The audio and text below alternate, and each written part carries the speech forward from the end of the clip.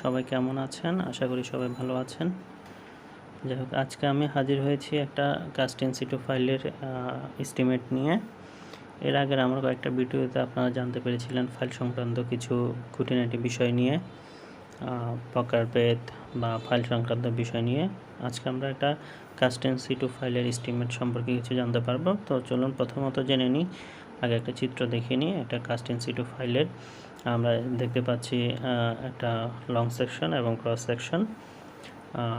ফাইলটাতে 2 fit কাট level আছে, 72 fit length এবং 1 fit CC. Rod হিসেবে ব্যবহার করা হয়েছে 16 mm ডায়া 6টা মেন বার এবং 10 mm dia centre spiral rod. ফাইলটার ডায়া হচ্ছে যে 25 ইঞ্চি এবং ক্লিয়ার কাভার 3 ইঞ্চি।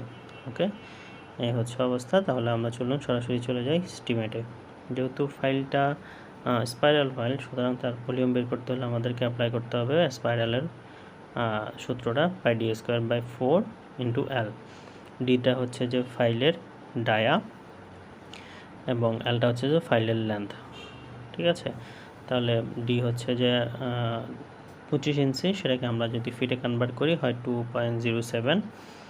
আর লেন্থটা হচ্ছে যে টোটাল একেবারে টপ থেকে বটম পর্যন্ত 75 feet, 2 feet 72 feet 1 feet, total 75 feet. তাহলে সূত্রর মানটা যদি আমরা বসাই 3.1416 × 2.07 হোল স্কোয়ার / 4 × 75, তাহলে আমরা ওয়েট ভলিউম পাচ্ছি 252.40 CFT। আর এটাকে যদি আমরা ড্রাই ভলিউম বের করতে হয় তাহলে আমরা 1.54 দিয়ে গুণ করতে হবে। ওয়েট ভলিউমকে 1.54 দিয়ে গুণ করলে আমরা ড্রাই ভলিউম পেয়ে যাব। তাহলে পেলাম 388.699 CFT। আর রেশিও হচ্ছে যে 1/3, তাহলে রেশিওর যোগফল হচ্ছে যে 5.5। ওকে, তাহলে আমরা ড্রাই ভলিউম আর রেশিও থেকে আমরা আমাদের অন্যান্য ম্যাটেরিয়ালসগুলো বের করতে পারি। তাহলে সিমেন্ট হচ্ছে 388.699 ইন্টু রেশিও হচ্ছে যে 1 ডিভাইডেড বাই রেশিওর যোগফল 5.5 ইন্টু 1.25। 1.25 হচ্ছে যে 1 ব্যাগ সিমেন্টের আয়তন ধরা হয় আর কি, 1.25। তাহলে ক্যালকুলেশন করে আমরা পাচ্ছি 57 ব্যাগ। স্যান্ড 388.699 ইন্টু স্যান্ডের জন্য রেশিও 1.5 ডিভাইডেড বাই 5.5 রেশিওর যোগফল, ক্যালকুলেশন করে আমরা পাচ্ছি 106 CFT। স্টোনের জন্য 388.699 ইন্টু রেশিও হচ্ছে যে 3 ডিভাইডেড বাই 5.5, ক্যালকুলেশন করে পাচ্ছি 212.17 CFT। এই হচ্ছে অবস্থা আমাদের সিমেন্ট বালি পাথরের পরিমাণ। এরপর দেখি আমাদের এই ফাইলটাতে 2 রকমের রড ব্যবহার করা হয়েছে। একটা হচ্ছে 16 mm যেটা মেন রড হিসেবে ব্যবহার করা হয়েছে এবং একটা হচ্ছে 10 mm যেটা স্পাইরাল রড হিসেবে ব্যবহার করা হয়েছে।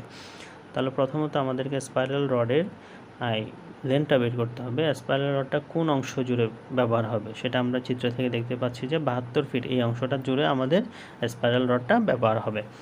তাহলে প্রথমত আমাদেরকে স্পাইরাল রডের সংখ্যাটা বের করে নিতে হবে এবং দেন স্পাইরাল রডের লেন্থটা বের করতে হবে এবং তারপর আমাদের ওয়েটটা বের করে নিতে হবে। তাহলে 72 ফিট এই অংশটা জুড়ে আমাদের যেহেতু স্পাইরাল রড হবে, তাহলে এখান থেকে আমরা যদি স্পেসিং দিয়ে 72কে যদি ভাগ করি তাহলে আমরা সংখ্যাটা পেয়ে যাব। আমাদের স্পেসিং হচ্ছে 5 ইঞ্চি, তাহলে 72 ফিট ডিভাইডেড বাই 0.42। 5 ইঞ্চিকে যদি আমরা ফিটে কনভার্ট করি তাহলে 0.42 ফিট। তাহলে আমাদের সংখ্যা আসতেছে 172 নোজ, 172টা স্পাইরাল রড লাগবে। আচ্ছা, এখন আমাদের দরকার স্পাইরালের লেন্থটা বের করা। স্পাইরালের লেন্থ হচ্ছে যে πd। আমরা যদি চিত্রটা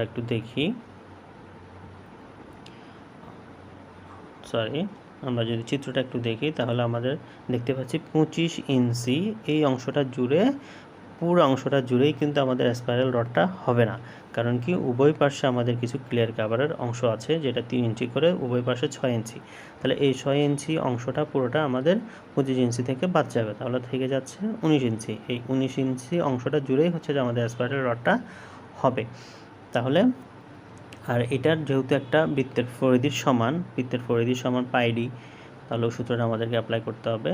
তাহলে আমরা সেটা অ্যাপ্লাই করে যদি পাইপ লেন্থ πd, পায়ের মান 3.1416 ইন্টু ডি হচ্ছে যে তাহলে ওই 19 ইঞ্চি।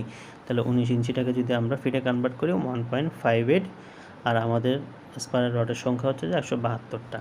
তাহলে ক্যালকুলেশন করে আমরা পাচ্ছি 854 RFT রড। তাহলে এটার যদি আমরা ওজন বের করি, সূত্র ডি স্কোয়ার বাই 532 ইন্টু এল যদি কেজিতে বের করি, তাহলে ডিটা হচ্ছে এখানে ডায়া অফ রেনফোর্সমেন্ট। তাহলে রেনফোর্সমেন্টের ডায়া হচ্ছে এখানে 10 মিলি, তার মানে 10 square divided by 532 into length হচ্ছে যে 854, তাহলে আমরা পাচ্ছি হচ্ছে 161 কেজি। তার মানে আমাদের 161 কেজি রড 10 মিলি রড লাগবে। আচ্ছা, এবার আসে হচ্ছে 16 মিলি মেন বার। 16 মিলি মেন বার ইউজ করা হয়েছে আমাদের এখানে ছয়টা 16 মিলি মেন বার ইউজ করা হয়েছে। তাহলে এই 16 মিলি মেন বারগুলো আমাদের লেন্থ হচ্ছে যে 72 ফিট, কিন্তু বাজারে আমরা 72 ফিট লম্বা কোনো রড নর্মালি পাই না। যেটা পাই সেটা হচ্ছে যে 39.5 ফিট। তাহলে এই কাজটা আমাদেরকে ল্যাপিং দিয়ে করতে হবে। তাহলে ল্যাপিং ধরতে হবে ফাইলিংয়ের ক্ষেত্রে 3 ফিট। তাহলে আমাদের 72 ফিট টোটাল লেন্থ এবং ল্যাপিংয়ের লেন্থ 3 ফিট, টোটাল হলো 75 ফিট। তাহলে 75 ফিট রড লাগবে আমার টোটাল 6টা রড। তাহলে 75 ফিট ইন্টু 6, 75 ফিট ইন্টু 6, 450 আর একটি রড আমার মেন রড লাগবে। তাহলে একইভাবে এটার ওজন বের করতে হবে, D square by 532 into L. D হচ্ছে যে এখানে 16 স্কোয়ার বাই 532 ইন্টু 450, তাহলে পাচ্ছি 217 কেজি। তাহলে ওভারঅল আমাদের এই ফাইলটা করতে গেলে আমাদের সিমেন্ট 57 ব্যাগ, বালি 106 foot, stone 212 foot, 10 milli rod 161 KG, 16 milli rod 217 KG লাগবে।